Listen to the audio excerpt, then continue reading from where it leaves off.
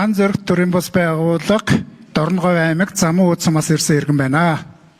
Туулын ордны зам дээр байгаль орчны үнэлгээгээс асуух гэсэн. Байгаль орчны үнэлгээ бол 3 сарын 31-нд 26-нд алгадсан гэж байна. 2 сарын 21-нд засвартаагаар батлагдсан гэж байна. Ийм асуудал нь бол иргэдэд бол ямар ч гэсэн зохимжгүй.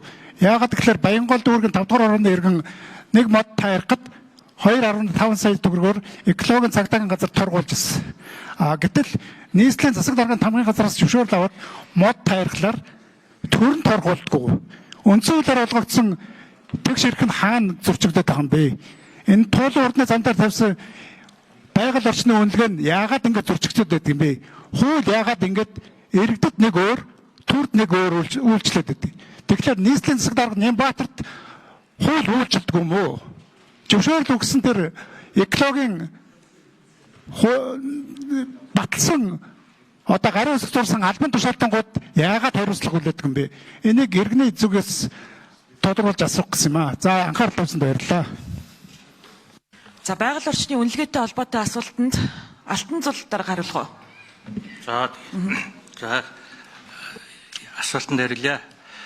За байгаль орчны үнэлгээ засвартаагаар дэмжиж баталсан гэдэг процесс бол өөрөө засгийн газрын 2023 оны 58 дугаар тогтоолоор баталсан байгаль орчинд үнэлгээ хийх журам гэж журам бий. Энэ журам дээр зааснаар бол мэргэжлийн зөвлөлийн гишүүдээс өгсөн шүүмжийн дагуу засварыг хийгээд засвартаагаар баталж болохыг зөвшөөрсөн зохицуулалт байдаг. Энэ хүрээндээ бол засварыг хийж байгаа. Бид нэр энэ засвар гэдэг байгаа нь энэ модтой холбоотой энэ хохирлыг бол бид нэр урьдчилсан байдлаар л энэ бурсчин бол ийм үнэлгээтэй биш үү? Улиасчин бол ийм үнэлгээтэй биш. Энэ хохирол тооцоо гаргачлаараа нийлбэр дөнгөөрөө энэ 805 сая төгрөгийн хохирол бодиттой учрахаар байна шүү гэдгийг л бид нэр урьдчилсан тооцож тайланг алавжуулж баталгаажуулж өгч байгаа процесс.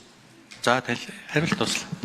За Ган Зоригт төрийн бас байгууллагын төлөөллийн хэлсний дагуу яагаад энэ байгаль орчны дүгнэлт үнэлгээ гих мэт одоо процессын шин чанартай зүйлүүд чинь иргэд аж ахуй нэгж үйл ажиллагаа явуулахлаар маш хатуу байдлаар хэрэгжээд за төр засгийн захиргааны байгууллагууд за ялангуяа нийслэлээр болохоор хэрэгжихээ байчаад засвартаагаар баталдаг удаа дараалал хойшлуулдаг огт гардаггүй байдлаар ингэж ялгамжтай хэрэгжээд байгаа юм бэ гэдэг талаар л бас асуугаад байна л та. Тэгэхээр тий за та тайлбар хэлэх бол шаардлага байхгүй.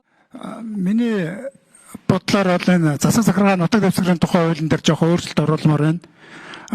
Улсын их хурл бол хууль тогтоогчийнхаа үгэнд орохгүй үүдээс нь нийслэлийн удирдлагууд бас ингэ чаяных янз бүрийн байдлаар дооглох, шооглох иймэрхүү байдлаар байж болохгүй.